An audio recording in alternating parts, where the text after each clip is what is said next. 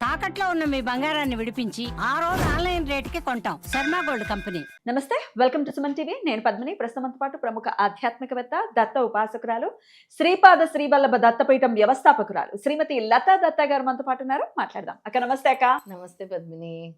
అక్క, మాఘమాస బహుళపక్ష చవితి వచ్చేస్తోంది. రేపు 5వ తారీఖు గురువారం చవితి. మరి ఈ సంకష్టహర చవితిని ఏమని పిలుస్తారు, ఎలా వినియోగించుకోవాలి? గురువారం వస్తోంది కాబట్టి ఎట్లా వినియోగించుకోవాలి? సంకష్టహర చవితి ఈ మాఘమాసంలో వచ్చేదాన్ని గనక వినియోగించుకుంటే ఎటువంటి ఇబ్బందుల నుంచి బయటపడతాం? ఇవన్నీ ఒక్కసారి మీ ద్వారా. అలాగే పద్మిని, అయితే ఈ సంకష్ట చతుర్థి పేరు ద్విజప్రియ సంకష్ట చతుర్థి. ద్విజప్రియ, ఎంత బాగుందో పేరు. అంటే ద్విజ అంటే రెండు, మనకి ఇచ్చేది నాలెడ్జ్, విజ్డమ్ గణపతి. అందుకే దీని పేరు ద్విజప్రియ అని వచ్చిందనమాట.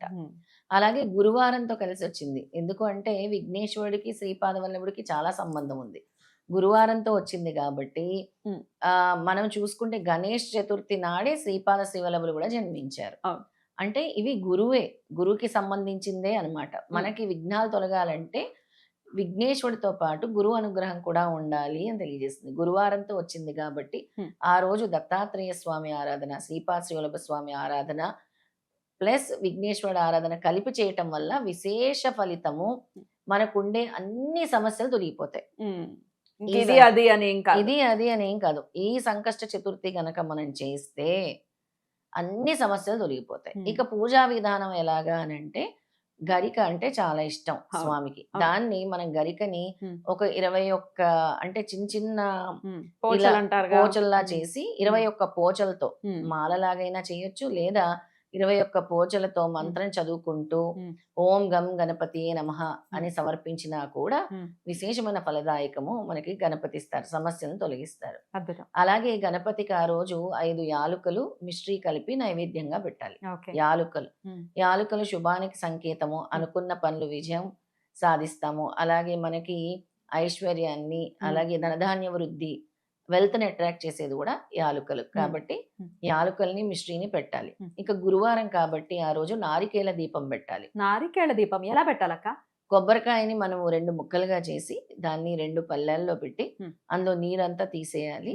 చక్కగా కావాలంటే పసుపు రాసేసేయండి. నారికేళని మొత్తం పసుపు కాసేపు ఆరబెట్టేస్తే డ్రై అవుతుంది. పసుపు రాసి గంధం కుంకుమ బొట్లు పెట్టి దాని నిండా ఆవు నెయ్యితో లేదా నువ్వుల నూనెతో వేసేసి ఒత్తు, పసుపు రంగు ఒత్తు, గురువారం కాబట్టి పసుపు రంగు ఒత్తి వేసి ఆ దీపాన్ని వెలిగించాలి. నారికేళ దీపం. ఒత్తులకి పసుపు రాసుకునైనా వెలిగించవచ్చా? పసుపు రాసుకునైనా పసుపు రంగు ఒత్తులు వేసేసి వెలిగించాలి. ఎందుకంటే పసుపు అంటే గురువుకి చాలా సంకేతం.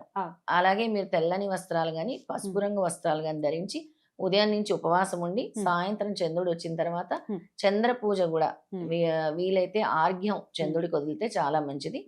పాలు, అలాగే కొద్దిగా నీళ్లు, తెల్లటి పుష్పాలు, అలాగే ఓం సోమాయ నమః, ఓం సోమాయ నమః అంటూ 3 సార్లు ఆర్ఘ్యం వదిలి ఆ తర్వాత చంద్ర దర్శనం చేసుకుని అప్పుడు ఉపవాసాన్ని విరమించాలి. ఈ నారికేళ దీపం కూడా సాయంత్రమే పెట్టమంటారా? సాయంత్రమే, ప్రదోషకాలం వేళలోనే చంద్రుడు వచ్చే సమయానికి పెట్టుకోవాలన్నమాట ఈ దీపం కూడా. ఎందుకంటే ఉపవాసం అప్పుడే మనం వదులుతాం కాబట్టి అల్పాహారం స్వీకరించాలి. ఏదో పొంగల్ లాంటిదో లేదా ఇంకేదైనా అల్పాహారం. సాధారణంగా ఈ కొబ్బరికాయ దీపం పెట్టినప్పుడు పూర్తిగా ఘృతం అయిపోతుంది, అంటే పూర్తిగా ఇదైపోతుంది కదా. అవును. ఒకవేళ కాని పక్షంలో ఓన్లీ దీపం వరకే వెలిగి నార్మల్ గానే కొబ్బరికాయ ఉందనుకోండి, దాన్ని ఏం చేయాలి? ప్రసాదంగా చేసుకుంటారు కొంతమంది. లేదు మాకొద్దు, మా చెడిపోయింది దీపం ద్వారా అనుకునే వాళ్ళు తీసేసి నిర్మాల్యం చేసేయటమే. అంతే నిర్మాల్యం చేస్తే చాలా మంచిది. ఇక ఆ రోజు శ్రీపాద శ్రీవల్లభులది ఇద్దరిది ఒకటే రోజు. నేను ఎప్పుడు పుట్టినరోజు అని చెప్తాను, చతుర్థి, గణేష్ చతుర్థి నాడు కాబట్టి ఆ రోజు సిద్ధమంగళ స్తోత్రం పారాయణం చేసుకుంటే కూడా విశేషమైన ఫలదాయకం. అనగాష్టమి వ్రతం చేసిన ఫలితం ఇస్తారు. అలాగే మనకి సిద్ధ పురుషుల దర్శన స్పర్శనాలు కలుగుతాయి, పుణ్యక్షేత్రాల సందర్శనాలు కలుగుతాయి. ఇవన్నీ మనం అనుకున్న కోరికలు కూడా నెరవేరుతాయి అన్నమాట. అంటే ఇప్పుడు ఉపవాసం ఉండలేమండి, మాకు రకరకాల ఆరోగ్య సమస్యలు ఉన్నాయి అనుకునే వాళ్ళు సిద్ధమంగళ స్తోత్రాన్ని ఆ రోజు విశేషంగా పఠించుకోవాలి. గురువారం కాబట్టి తప్పకుండా మీ సమస్యలన్నీ తీరాలి అంటే కొన్ని శుభతిథులు ఇస్తూ ఉంటారు స్వామి, మనకు చెప్తూ ఉంటారు. అలాగే ఈ సంకష్ట చతుర్థిని ఇచ్చారు మనకి, మన కష్టాలు తొలగడానికి, మన సమస్యలు అన్ని రకాల సమస్యల నుంచి బయటపడటానికి ఈ యొక్క తిథి బాగా ఉపయోగపడుతుంది.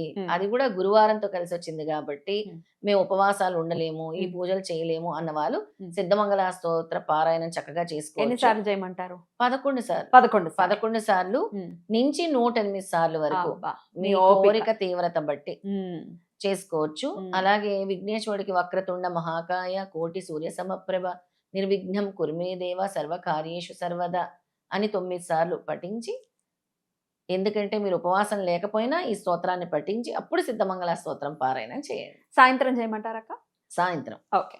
సాయంత్రం ప్రదోష కాలం వేళలో చేయండి అంటున్నాను. మరొక్కసారి పాడి వినిపిస్తారా సిద్ధమంగళ స్తోత్రం? తప్పకుండా పద్మిని, ఇద్దరం కలిసి పాడదాం. నీకు కూడా వచ్చేసింది కాబట్టి తప్పకుండా స్టార్ట్ చేద్దాం.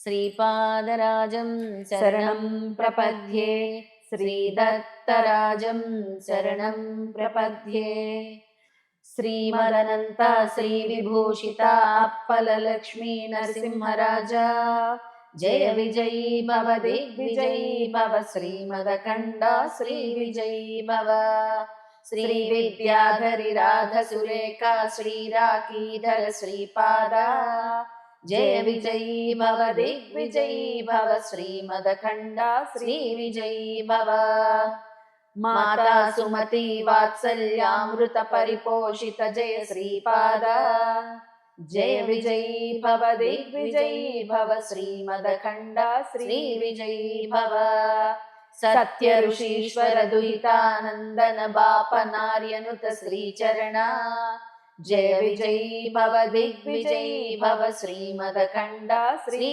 విజయీ భవ, సవితృకాటక శయన పుణ్య ఫల భరద్వాజ ఋషి గోత్ర సంభవ జయ విజయీ భవ దిగ్విజయీ భవ, శ్రీమదఖండ శ్రీ విజయీ భవ, దోచౌపాతి దేవ లక్ష్మి ఘన సంఖ్యా బోధిత శ్రీచరణ జయ విజయీ భవ దిగ్విజయీ భవ, శ్రీమదఖండ శ్రీ విజయీ భవ, పుణ్యరూపిణి రాజమాంబసుత గర్భ పుణ్య ఫల సంజాత జయ విజయీ భవ దిగ్విజయీ భవ, శ్రీమదఖండ శ్రీ విజయీ భవ, సుమతి నందన నరహరి నందన దత్త దేవ ప్రభు శ్రీపాద జయ విజయీ భవ దిగ్విజయీ భవ, శ్రీమదఖండ శ్రీ విజయీ భవ, పీఠికా పురా నిత్య విహార మధుమతి దత్త మంగళ రూపా